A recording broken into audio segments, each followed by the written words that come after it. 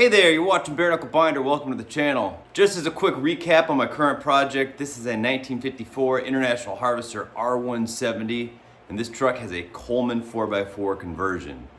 Now, this truck has come a long way since I got it about a little over a year ago. And now I've got to be honest, I've been putting this off for a while. It's finally got to the point where I have to do the brakes on this thing. And the reason I've been putting it off is because to do the brakes, I have to completely tear down the Coleman front axle. The Coleman front axle is actually an amazing piece of machinery. I'm a huge fan of these things. They're so cool. It's just a beautiful design, well executed. I think one really important thing to keep in mind about the Coleman axle is that this was invented in the early years of the automotive industry when there really was no wrong answers and people were just figuring stuff out. There was no conventional driving front axle that you could steer. And that's the thing about this one. It's unlike any conventional 4x4 front axle. And here's why. So what we consider a conventional front driving axle, like you would have an Eaton or a Dana style front axle, has an axle coming out of a differential. It has a CV or U joint, and then it has a spindle. On the end of that spindle, there's either a lockout hub or just a drive flange. That U-joint is housed inside of a knuckle. Coleman axle is not like that. The Coleman axle does not have a knuckle. It doesn't have a traditional spindle. On top of all that, it has a solid axle shaft. Now this is why I've been putting this whole video off. 2 years ago, 2.5 years ago, I made a video teardown of the Coleman axle in my 1952 International Harvester L122 with the Coleman conversion. In doing so, I tried to illustrate how the Coleman axle actually works. But there were still some people who were confused. And that's all on me. I'm gonna try to do a better job of illustrating how this whole thing works and really get into depth on it. Now, I don't know if this is gonna help, but before I open this up, I just want to describe the concept of how this thing works. It has a solid axle shaft coming out of the differential. The axle shaft never changes position. The axle shaft, the solid axle shaft, is literally the same axle shaft that's in the rear axle. The only thing that's different is it has a collar put on it for an oil seal inside the axle tube. So this solid axle shaft comes out to the flange. The flange is bolted to a yoke. It's just basically a big curved crossbar. And that curved crossbar, the yoke, is connected to a ring that goes around the perimeter of the inside of the hub by 2 pins. So this yoke, 2 pins, and a ring. And that ring is connected by 2 pins 90 degrees in position from those pins, and that is connected to the giant hub, which basically takes up the whole inside of this wheel. As the axle shaft spins, it turns the yoke, which turns the ring, which turns the hub. Those 4 pins, 2 and 2, allow it to compensate so you can steer the axle while it drives. It also applies torque and power to the outside of the wheel versus just at the center by the spindle, like what we consider a traditional 4x4 front axle. The best way I can describe it, and the best comparison I've been able to find over the years, kind of like a gyroscope on the end of an axle shaft. And that's how it compensates to apply power, but at the same time allow for steering. So with that visual in mind, let me tear down this axle on camera in front of your very eyes.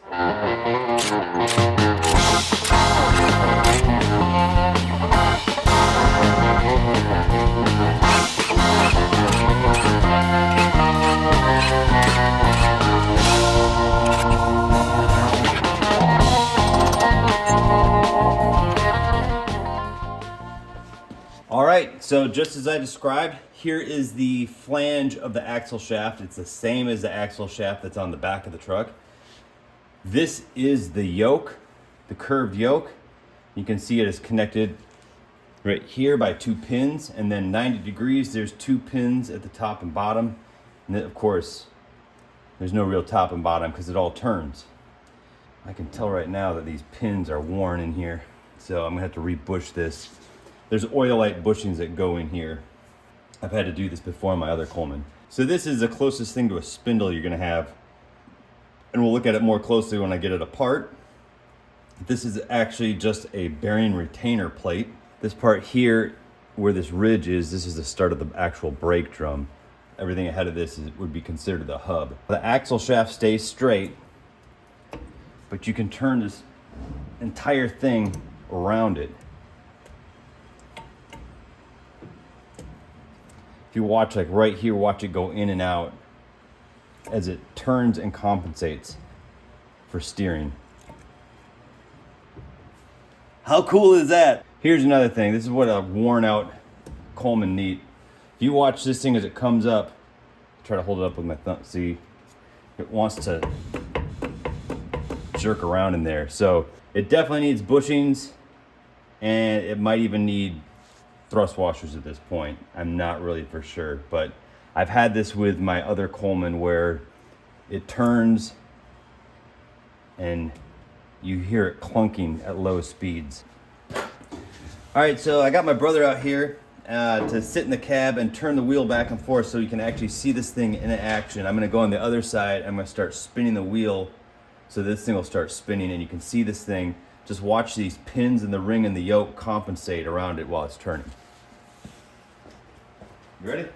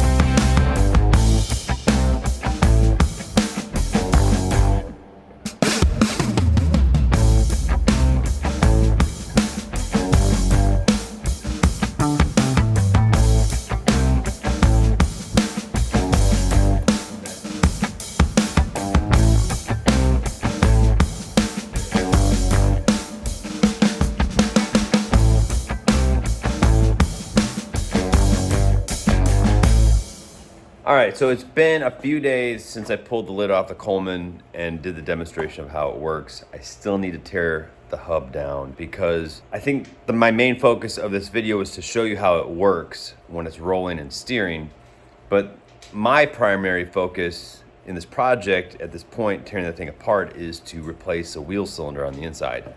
So I had to pull pretty much everything off of it to get to that wheel cylinder. It is really buried in there. This is the second part of the video now where I pull the thing apart. It's been a couple days since I did that because it is dumping snow in Wisconsin right now, and I had to take a little time and deal with some family stuff and clear a ton of snow. And honestly, I plowed this morning and I'm gonna have to do it again afterwards. So hopefully I can get this video done in time. But anyway, it won't take too long to tear this thing apart unless something is stuck, which they rarely are on Coleman's for some reason, but let's find out.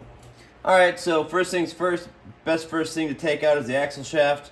This one has safety wire on it. My other Coleman does not have safety wire, and this might as well not have safety wire because it doesn't really look like whoever installed this really understands the point of safety wire, so it's not really doing too much when it's loose like that, but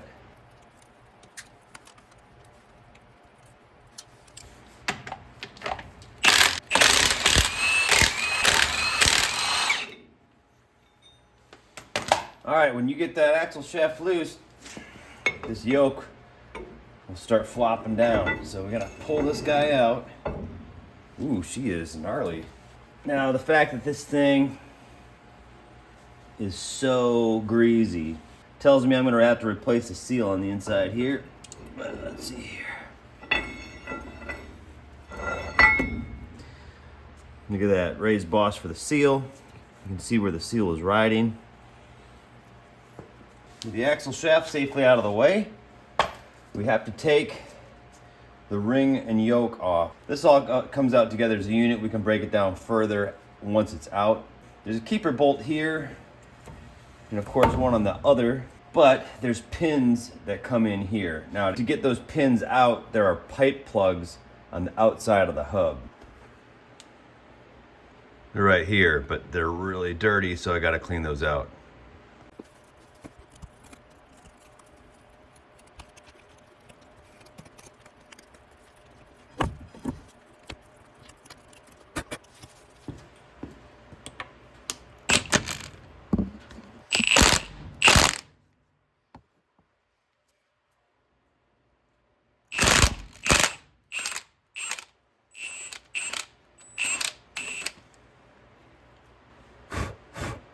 All right, with that pipe plug removed,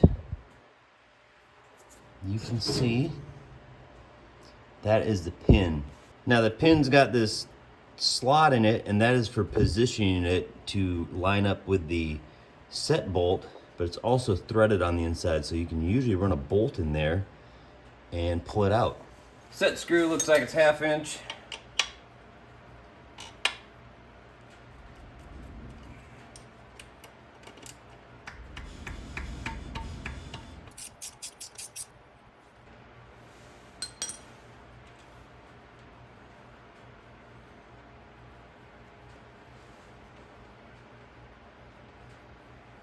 All right, so on my other Coleman, the pin, the interior thread that you can extract it with, that was a 3/8 fine thread.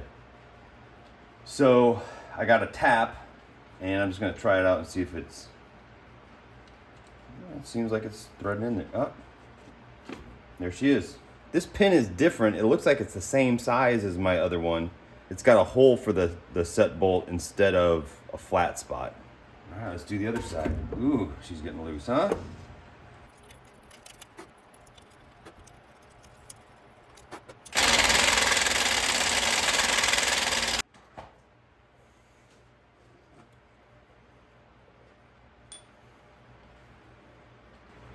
Oh, come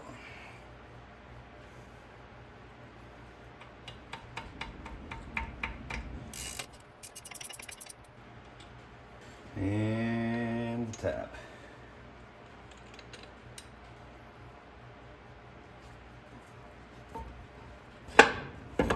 There she is. All right. Okay.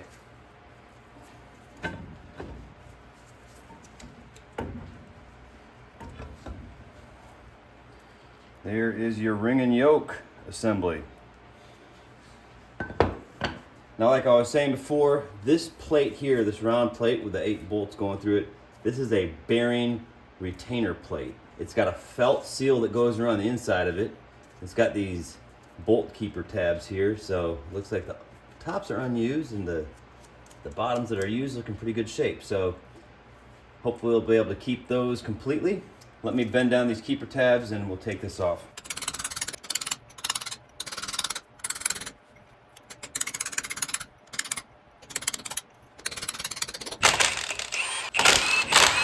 Now, there really isn't much of a Coleman support industry, so something like that would be really cool to get copied and a bunch of them CNC cut for the people who still have these. If anybody knows something like that I can send that off to, please let me know in the comments. Here comes the bearing retainer plate. And there she is. This is the felt grease seal that goes around this thing. And these are shims to get the right preload on the bearings. And these are the massive wheel bearings that are in this thing. So this drum at this point should be able to be pulled out. So I'm gonna clean up the work area a little bit here. And we get the motorcycle jack back under here because it's perfect for pulling stuff like this out, because this stuff is heavy. The Coleman axle weighs, this axle's got to weigh at least as much as the motor in this truck.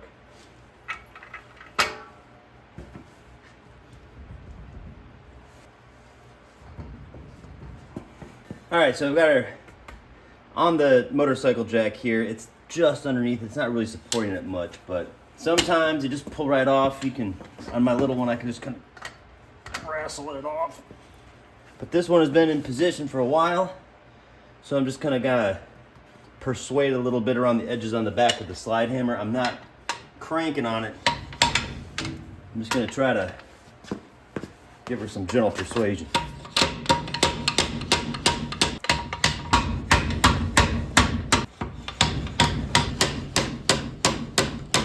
Now you'll see it start to push this bearing off of here. Before I can take this off, there's two things I need to consider. One is to back off the brakes, which I have done. This has brakes like a KB International. I'm just using it as an example because that's what I know. This is an adjustment bolt. Those are your lower adjustment bolts. I've taken the nuts off them. These happen to be seized up.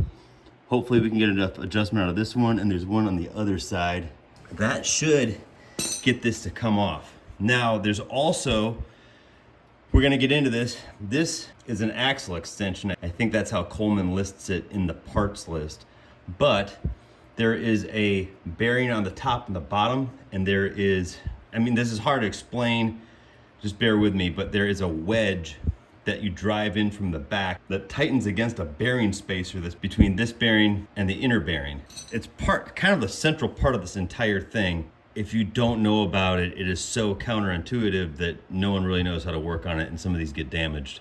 So anyway, I've backed off the brakes. I'm gonna see if I can pull this thing off of here. Usually that wedge doesn't make any difference to this front bearing and this hub. So if it's still stuck, we'll see if we're gonna have to persuade it in a different way.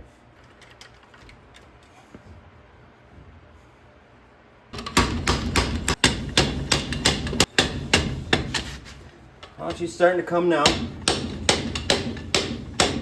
She's just been on there for a long time. Stay with me here. Stay with me.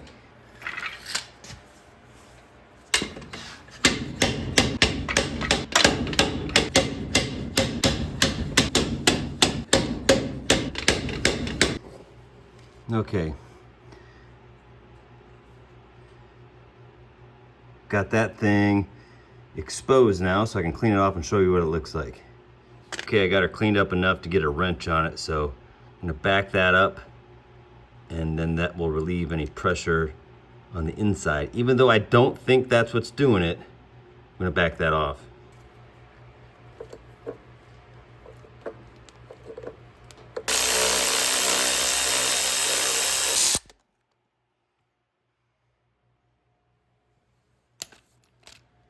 All right.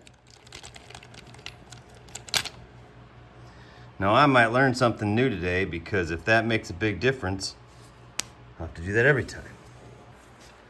I really think it's the brakes.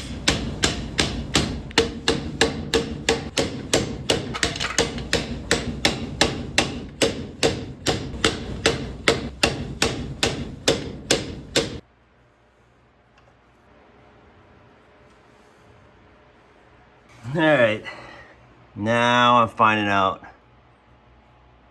why this thing is doing what it's doing. The brake shoes are not backing off, and it's full of crud in there. So I'm gonna have to keep working it off with a slide hammer, just easing it out. Now, there's this lip up here, but this is all cast, so I don't want to really work on it too much. I'm only tapping it lightly as I can around these gussets here, because I don't want to take a chance of chipping out of this thing. So, like I said, there are no replacements. So, keep after it.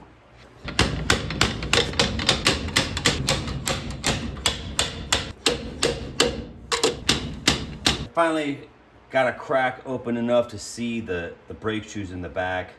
They are backed off as much as they can be, but they're not actually backing off. At one point it looked like this thing was sitting in water.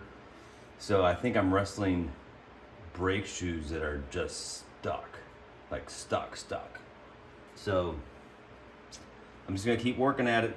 I could try to heat the anchor bolts for the brakes. I'm hesitant to do that because I don't know what's going on with the other side of them. It might be just steeped in grease and I don't want to somehow get that smoldering or whatever. I'd also like to see if there's some chance I could save those brake shoes, which, judging by what I'm seeing in this crack, that is very, very unlikely.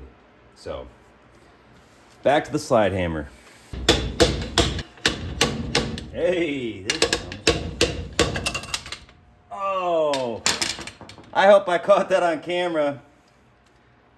But yeah, this is a Coleman wheel bearing. Look how big that thing is.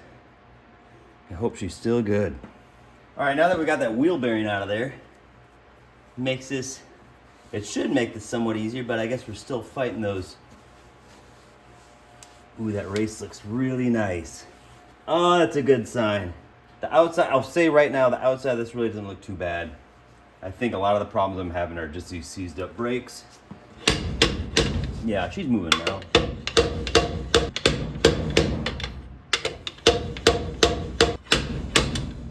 Ever so slightly. But slightly, ever so slightly.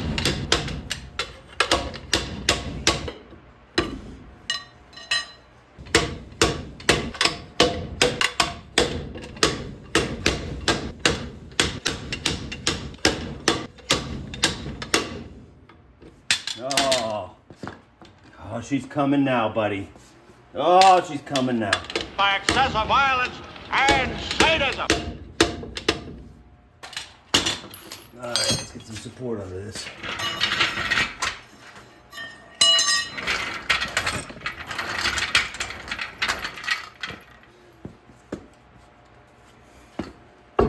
Oh, yeah, there it is.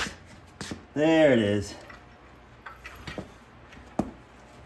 Oh, God. What a mess in there.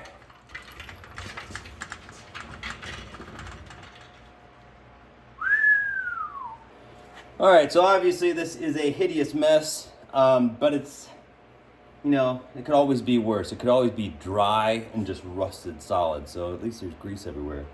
I'm not sure why the brakes aren't going back, but that's just a matter of cleaning it up and figuring it out. Looks like the hold down hardware is busted on this one, so that's a problem. What I have to do now is I have to take all of this off, and I'll get in here a little closer and show you exactly what this is. So I took this bolt out of the back, and I said this drives a wedge in. You know, basically it pushes off of a bearing spacer. Well, this is a bearing spacer, and that's the wedge. So to get this to loosen up, we got to take a punch and drive that wedge back. This is actually the top of the bearing retainer for the swivel. So that's how this whole thing swivels, is on this bearing, and there's one underneath here. So once I get this off, then I can take that bearing off. Then this whole thing, well, I'm gonna disconnect the tie rod here, and then this whole thing will come off with the backing plate. Or at least we hope it'll come apart that easy. So for a punch for this, I use a chisel that's basically just flattened off because I'm not trying to gouge that. So you just a flat end on that wedge, and just kind of, come on, you're making me look dumb in front of my friends.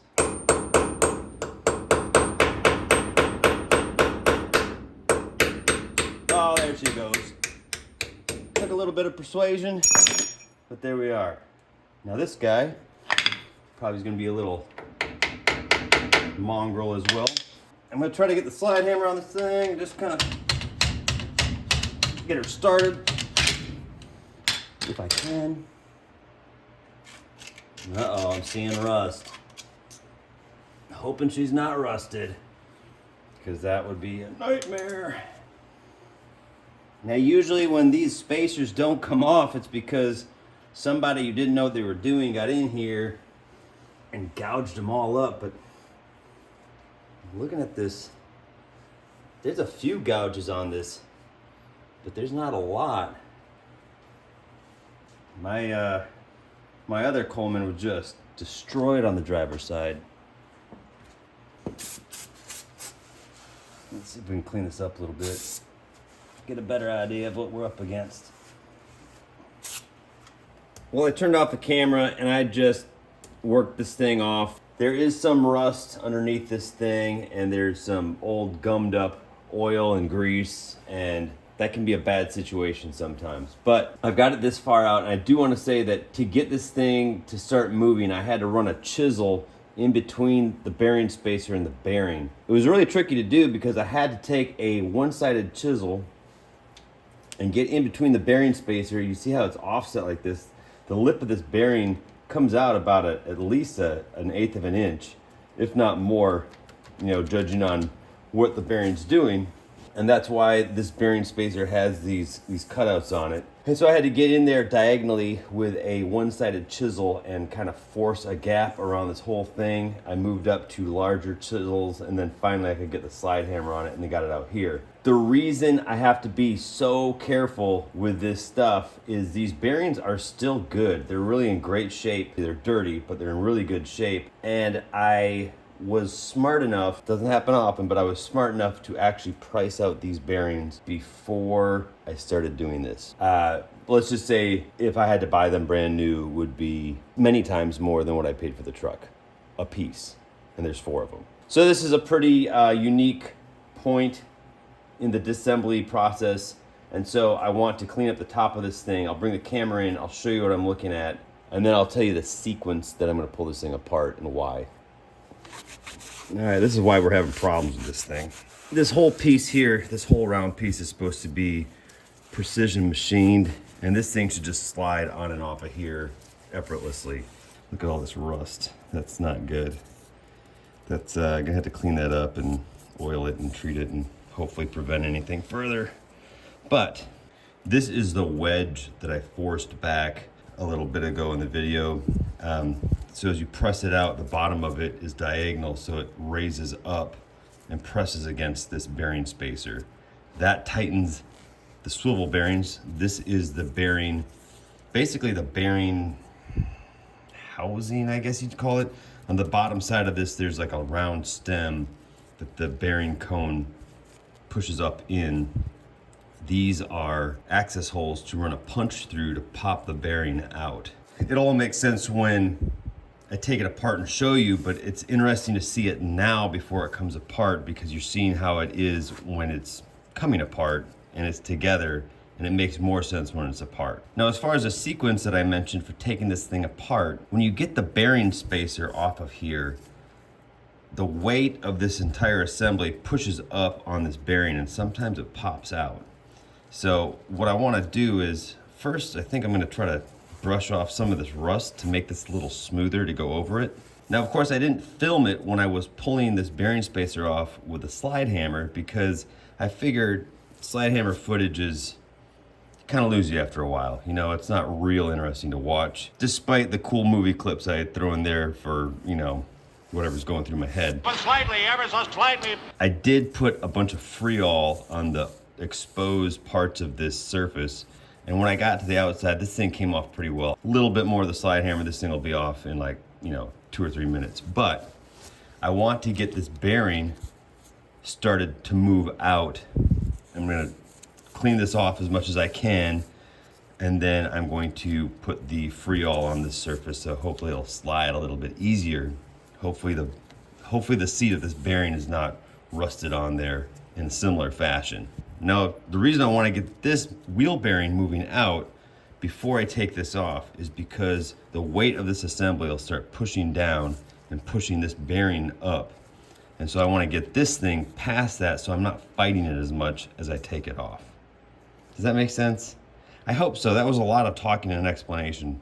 If that didn't make sense, I apologize, but here we go.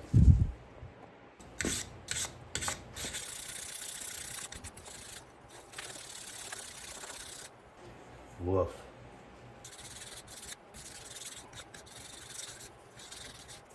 All right, so to get this bearing on the move, I've cleaned up as much of this stuff as I really can right now. I don't really want to get sandpaper involved if I don't have to. I'll probably take some type of emery paper or polishing stuff once I get this thing out to really get it nice, but I'm really not in a good position to do that right now without, you know, I'm worried about causing extraneous damage. So what I'm going to do is I'm going to put some Freol on this because it makes it so easy to work with because it's all slippery and whatnot.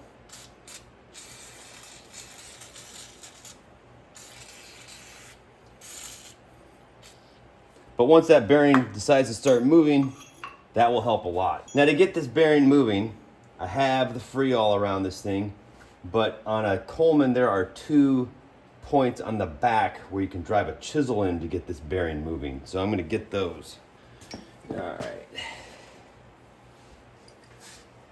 And this thing is so crusted with junk, it's really hard to see. Impossible to see, let's be honest.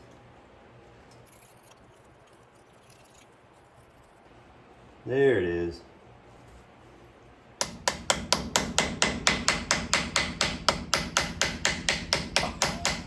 Oh, it's moving.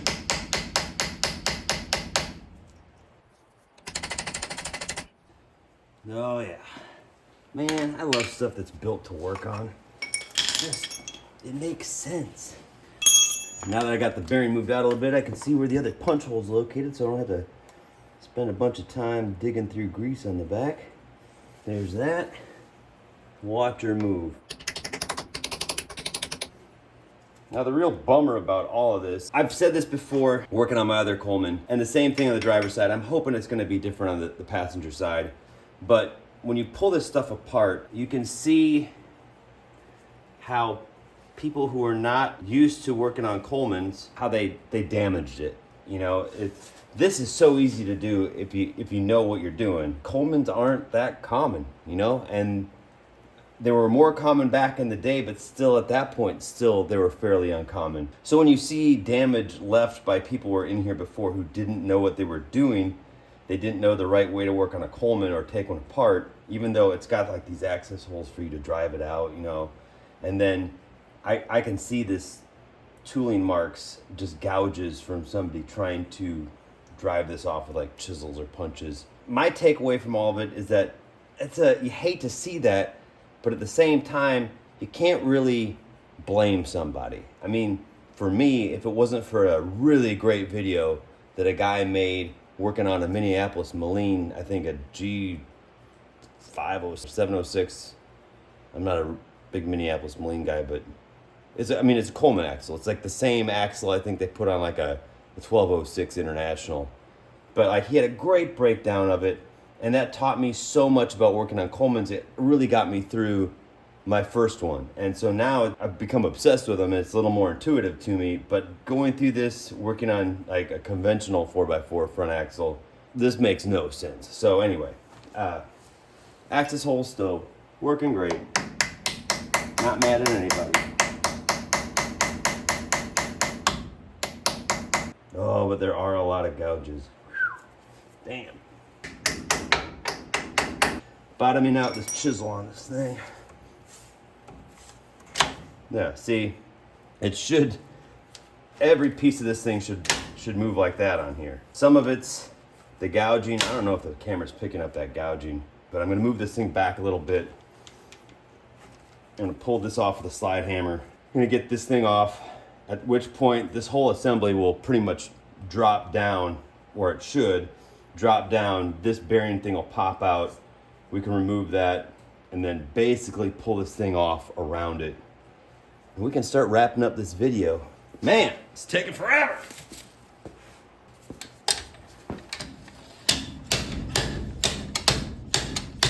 Oh, look at that guy.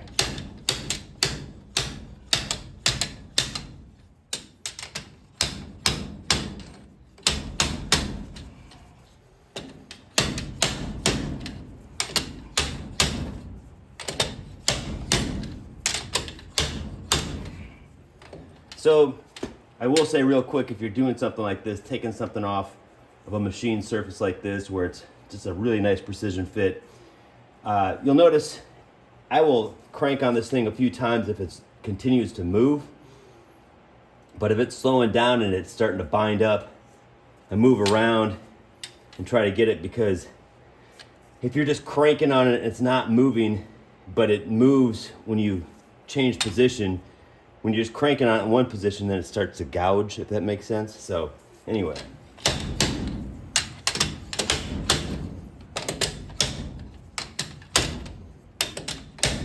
Just kind of walk her off. It's like when you get hurt when you're a kid and they tell you to walk it off. You know, you just got like your arm's broken, the bone's sticking through the skin, and you might have one lung hanging out. And just got to walk it off.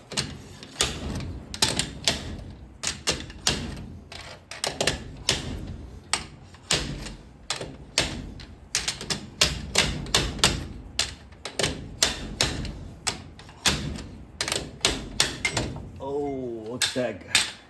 That is a serious chunk of metal right there. Huh? Yeah. All right. Can't stand around looking at it. All right, so here's this guy, comes off. Another giant wheel bearing. Look at this. That's my hand. That's a wheel bearing. Timken, baby. All right, so this guy, typically, we'll move her back and forth. See, it's starting to lift out. The weight of the assembly is just pushing that bearing out. Dead blow hammer this thing to assist it.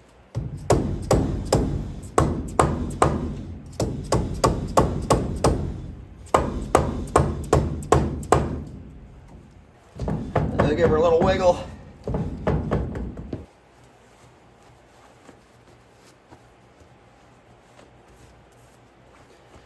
I don't know why this is all slick. It's like somebody spilled Freol all over it. Come on, baby, let go.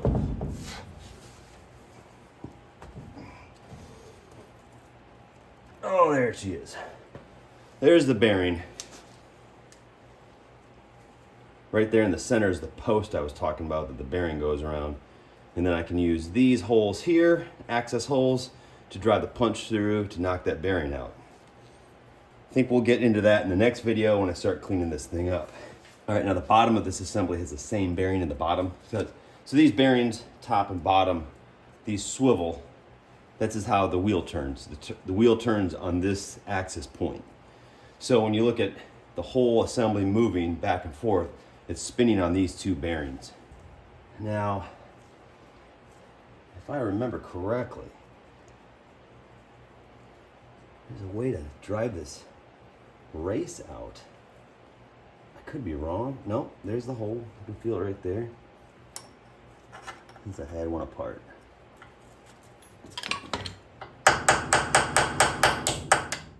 All right, there's a lot of grease here. Let me just clean this up a little bit. Try to show you what we're dealing with. We don't have to do it bathed in grease to some degree. I mean, there's going to be some residual, but this little pillowcase. All right, so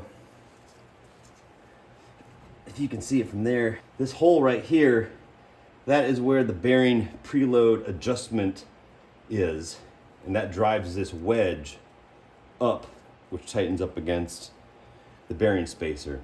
So once we get this wedge, will drive right out of here, and I'll show you all that when we clean it all up. It's a pretty ingenious little method that they've devised, Mr. Harley Holmes. So anyway, all this stuff I'll take apart later, show you how it works. But right now, the name of the game is getting this bearing race out of here. Hopefully with that out, we can clearance this and be able to pull this whole thing off. Might have to drive the bottom one out. We'll see. Unless there's something I'm forgetting. But I know on my other Coleman, this stuff was wallered out pretty bad. And so I had to, I mean, it just kind of fell apart when I was taking it apart. And I had to get my good buddy Icy Weld to fill up some with weld, and then had to get it machined out.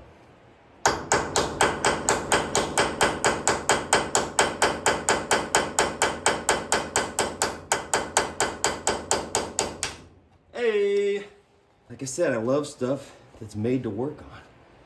There is the bearing race. Let's see if we can get this disagreeable guy off of here. Oh. Probably gonna have to take the bottom one off. All right, well, no big deal, no big deal. Until it's a big deal.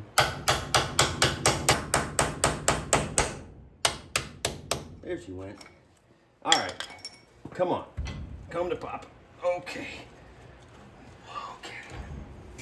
Okay. Driver's side's heavier. It's got the steering on it. Oh, God. Oh, criminy. The complaining makes it easier somehow. I gotta go in and eat some breakfast. I'm all jacked up on coffee right now with an empty stomach. But before I go in for breakfast, here we are. We got her tore down. This is what's called the axle extension. So this thing comes out here, bearings top and bottom, axle shaft comes out of here. The entire hub assembly pivots on this thing for steering.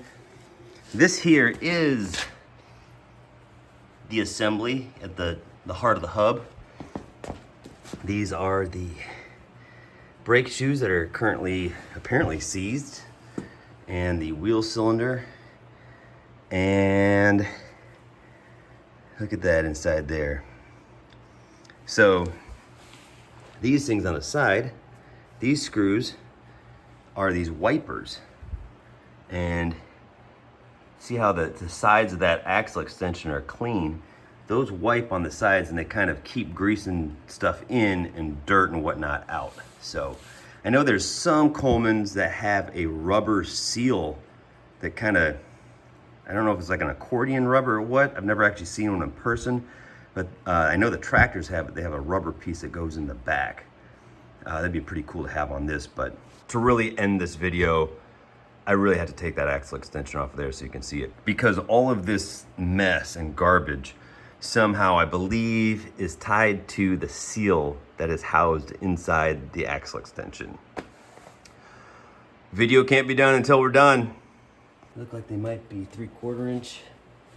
Look at this guy, that guy's tiny. What the hell happened there? All right, last thing we gotta get off before we can wrap up this video and get it edited and sent out to the world. I can move on to other things, like cleaning it. This thing is gonna be a problem here. Got this, I don't know why this bolt is all knocked down like that. It can't be for steering. Steering should be like up here. Anyway, got to get it out. And I've gone around the back of it, put Freol and everything. This looks like that one wants to take her with, so maybe you can grab it with a socket. Let's try this thing. You know what? Let's be daring. Let's do it. I don't know if I can press on it with one hand. Maybe. Other way. Wait. Yep. Nope. Socket with little. I need a longer extension so I can get a better angle. Socket extension she tells me not to worry about. All right. This way I can press on it with my chiseled abs.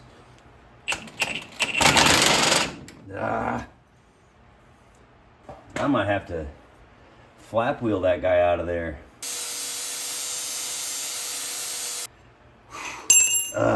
Wish I hadn't done that. Does not look good.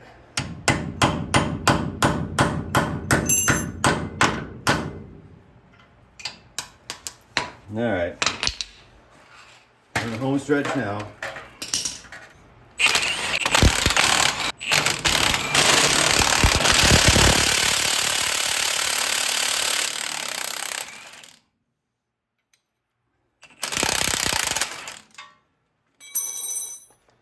All right.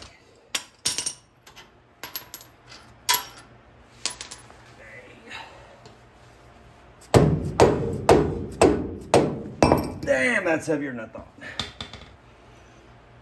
Here's a face of it. And this is the seal. Let me grab you in there. And that's the seal that I suspected went bad. But clearly, it's probably still good, right? No. All right. Real quick before I wrap this up, I got a bunch of the parts over here on a makeshift table to start going through and washing parts. I got a little tub there. And here is the gnarly boy himself. You're gonna see the most of a transformation with this one. I believe this is cast aluminum, so that'll brighten right up. But there is a wheel cylinder, and there is a brand new replacement. I've already got the fittings off of it. To be honest, I wasn't planning to remove this. I was just hoping I'd open it up and it would be clean. It would be clean, and I could just pop in a new wheel cylinder, you know, call it a day. However, now I get to clean this whole thing up, paint it up. It'll be worth it. Anything worth doing is worth overdoing. But it's really gonna be good too, because with this thing, I can get the backing plate with this guy on it and then actually pop it a few times with a hammer to seat those crush washers, because they always leak if you don't do it right. All right, so I mean, that was a bit of a fight, but could have been worse. It's been worse. I've been through a lot worse than that. Yeah, been through worse. So I'll get a seal ordered. I'll get that one out, measure it out, and see what I need. If it doesn't have a part number, I'll have to do it by measurement, but that's no big deal. I'll also measure out the felts. I think I know the size for those from my last one. I think they're the same. Bearings look good. So just a seal on the felts. Oh, oil light bushings. And I'm gonna try to get some shims and thrust washers to see if I can't tighten up that power ring. So anyway, really appreciate you watching. Sorry it took so long to get that one done. I have to do the other one. I won't make you sit through it. But if you dig the channel, please subscribe. Please like the video if you like it. Dig it, learn something, help you out maybe. I don't know. Maybe just pity. I'll take pity likes. That's fine. Also, if you want a shirt or a hoodie or a sticker, I have an online store. It's always in my video descriptions. Check it out, and I will see you in the next video.